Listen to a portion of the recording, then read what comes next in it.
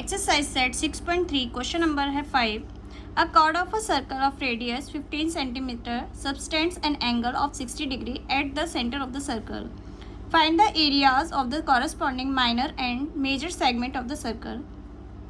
इस क्वेश्चन में हमें यूज़ करनी है पाई की वैल्यू 3.14 एंड कहीं भी अगर √3 आएगी तो वहाँ पर हमें 1.73 यूज़ करना है √3 की जगह।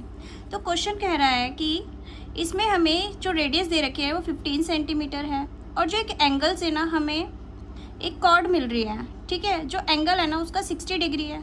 उस कॉर्ड से ना जो दो हमारे मेजर एंड माइनर सेगमेंट बनेंगे उनके एरिया फाइंड करने हैं। तो यहाँ पर जो क्वेश्चन नंबर 4 किया था ना उसमें हमने माइनर सेक्टर और मेजर सेक्टर का एरिया फाइंड किया था, लेकिन इस क्वेश्चन में हमें फाइंड करना है माइनर और मेजर सेगमेंट, ठीक है। तो ये जो सेगमेंट और सेक्टर में डिफरेंस क्या होता है ना, सेगमेंट वो होता है जो एक कॉर्ड के साथ आर्क के साथ जो एरिया बनता है ना वो सेगमेंट होता है, और सेक्टर वो होता है जो एरिया जो हमारे रेडियस होता है ना, रेडियस के साथ और आर्क के साथ मिलकर जो हमारा एरिया बनता है ना उसे हम बोलते हैं सेक्टर, ठीक है। तो डिफरेंस पता लगा। तो यहाँ पे हमें जो फाइंड करना है वो हमें कॉर्ड के साथ ना ये वाला एरिया बन रहा है और आर्क एंड कॉर्ड के साथ जो एरिया बन रहा है ना वो ये वाला बन रहा है। ये हो गया हमारा माइनर सेगमेंट, ठीक है, माइनर सेगमेंट। और कॉर्ड के साथ ना इसी वाले कॉर्ड के साथ एक ये वाला भी एरिया ये वाला जो एरिया बन रहा है ना ये हो गया हमारा मेजर सेगमेंट, ठीक है। तो अब यहाँ पर ना हमें माइनर सेगमेंट निकालने के लिए क्या करना होगा, पहले ना हमें एक जो हमें थीटा दे रखा है ना वो दे रखा है हमें 60 डिग्री। इससे हम पहले पूरे जो इस सेक्टर का एरिया निकाल लेंगे। सेक्टर क्या है, इस जो हमारे रेडियस से जितने भी हमारा ये एरिया बन रहा है ना इसे बोलते हैं हम सेक्टर। तो इस पूरे सेक्टर का हम क्या निकालेंगे, एरिया फाइंड कर लेंगे, ठीक है। तो एरिया फाइंड करने के लिए हम क्या करेंगे, तो इसका एरिया फाइंड करने के लिए हम क्या करेंगे, हम लिखेंगे एरिया ऑफ माइनर सेक्टर, ठीक है। तो एरिया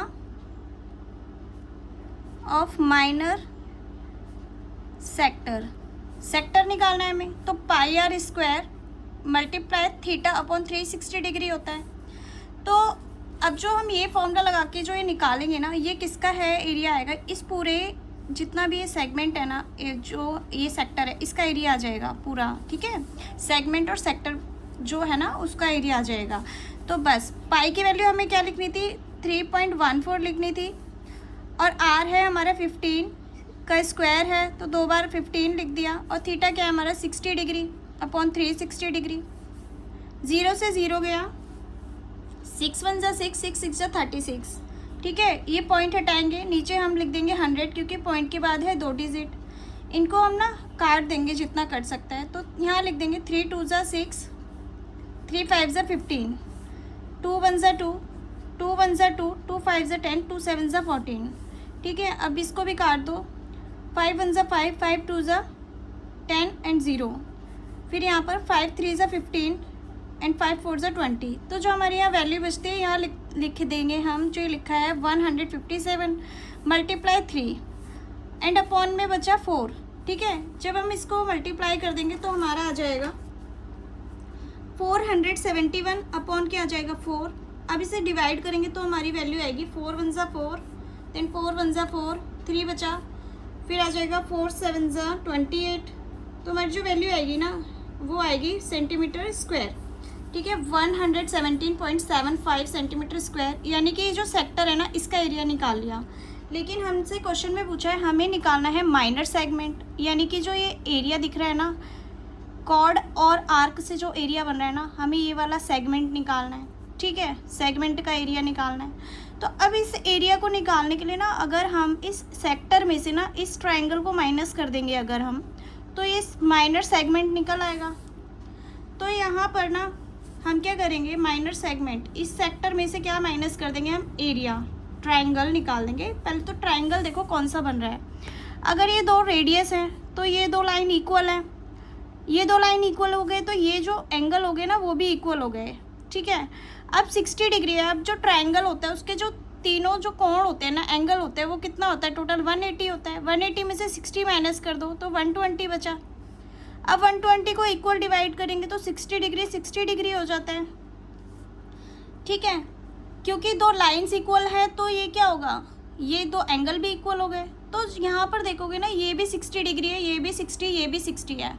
तो इसका मतलब ये है ये एक इक्विलेटरल ट्रायंगल है। अब इक्विलेटरल ट्रायंगल की प्रॉपर्टीज़ क्या होती हैं कि जो उसके सारी साइड्स इक्वल होती हैं और सारे एंगल भी इक्वल होते हैं, और इसका एरिया निकालने का फॉर्मूला होता है। तो हम पहले क्या लिख देंगे यहाँ पर, area of an equilateral triangle क्या होता है, √3/4 a²। ठीक है, ये होता है इक्विलेटरल ट्रायंगल का एरिया। क्या होता है, area of an equilateral triangle is equal to √3/4 a²। A क्या है, इसकी साइड है। ठीक है, ए क्या है, इसकी साइड है। अब √3 की जगह क्वेश्चन में क्या बोला था, जहाँ भी आपका √3 आएगा आपको क्या लगाना है, 1.73 लगाना है। तो हमने √3 की जगह क्या लिख दिया, 1.73/4, और ए क्या है हमारी 15, जो हमारी इसकी इक्विलेटरल ट्रायंगल की साइड है 15 है, उसको 2 बार लिखना है। अब यहाँ पर हमें कैलकुलेशन करनी है। यहाँ पे लिख दो आप कि ये 1.73 और ये है हमारा 225। ठीक है, 15 का स्क्वायर करेंगे तो 225, और नीचे लिख देंगे 4। अब जब इसे हम मल्टीप्लाई करेंगे तो हमारे जो वैल्यू आएगी वो आएगी 389.25/4। ठीक है, और जब इसे डिवाइड कर देंगे तो हमारी जो वैल्यू आएगी वो आएगी 97.312। ठीक है, यहाँ पर पॉइंट है, सेंटीमीटर स्क्वायर। तो यानी कि जो इक्विलेटरल ट्रायंगल है ना, इसका जो एरिया आया है वो कितना आया है, 97.312 स्क्वायर आया है। अब पूरे जो सेक्टर में से अगर हम एक इक्विलेटरल ट्रायंगल का एरिया माइनस कर देंगे तो ये सेगमेंट निकल आएगा। तो बस हमें वही करना है। तो हम क्या लिख देंगे, यहाँ पर जो हमने एरिया निकाला है ना, मेजर माइनर सेक्टर, माइनस कर देंगे जो एरिया है ना, माइनस कर देंगे इक्विलेटरल का एरिया।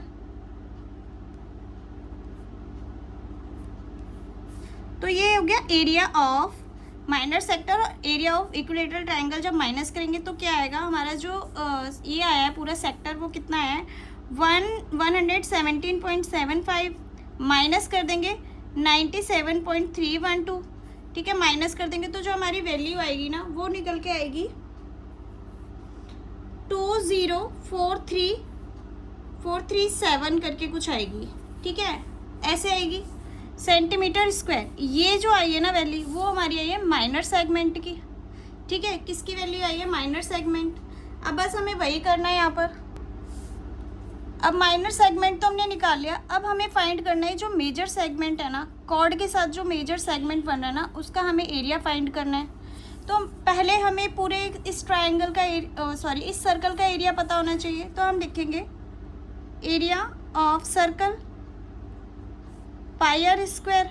ठीक है, तो पाई की वैल्यू हमें 3.14 लगानी है, और आर क्या है हमारी 15 × 15। तो इसको जब हम सॉल्व कर देंगे तो जो हमारी वैल्यू आएगी ना वो आ जाएगी,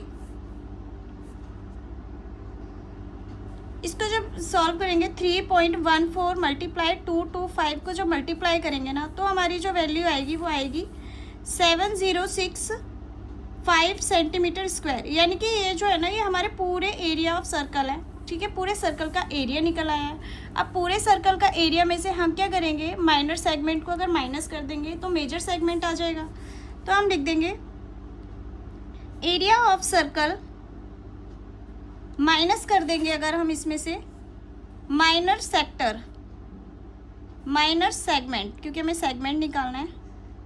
ठीक है, तो एरिया ऑफ सर्कल में से माइनर सेगमेंट का एरिया माइनस कर देंगे तो हमारा क्या आएगा, एरिया ऑफ सर्कल क्या है 706.5 माइनस माइनर सेगमेंट क्या आया था हमारा निकल के, माइनर सेगमेंट हमारा आया है ये। ठीक है, ये है 20.437, तो 20.437 निकल के आया। अब इसमें से ये माइनस कर देंगे तो जो हमारी वैल्यू आएगी वो आ जाएगी 686.0625 आएगी। ठीक है, तो ये हो जाएगा हमारा मेजर सेगमेंट का एरिया। तो यहाँ लिख देंगे major segment, area of major segment ये आ गया कितना 686.0625 आ गया सेंटीमीटर स्क्वायर। ठीक है, तो ये हो गया हमारा क्वेश्चन कंप्लीट। हमसे यही पूछा है कि इसका जो माइनर सेगमेंट है उसकी जो वैल्यू आई है वो हमारी ये आई है। ठीक है, यहाँ पर हमने क्या निकालना है, माइनर सेगमेंट। माइनर सेगमेंट के लिए जो माइनर सेक्टर में से ना इक्विलेटरल ट्रायंगल माइनस कर दिया, माइनर सेक्टर में से इक्विलेटरल ट्रायंगल माइनस कर दिया तो माइनर सेगमेंट आ गया। ठीक है, तो हमने वही कर दिया यहाँ पर। तो जो ये वैल्यू आई है ना वो आई है हमारी माइनर सेगमेंट। फिर मेजर सेगमेंट निकालने के लिए क्या किया हमने, पूरे सर्कल में से ना हमने ये जो माइनर सेगमेंट है वो माइनस कर दिया।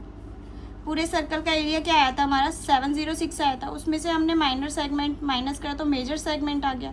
तो ये हो जाएगा हमारा क्वेश्चन। ये है तो क्वेश्चन नंबर 5 कंप्लीट है आपका इस एक्सरसाइज का।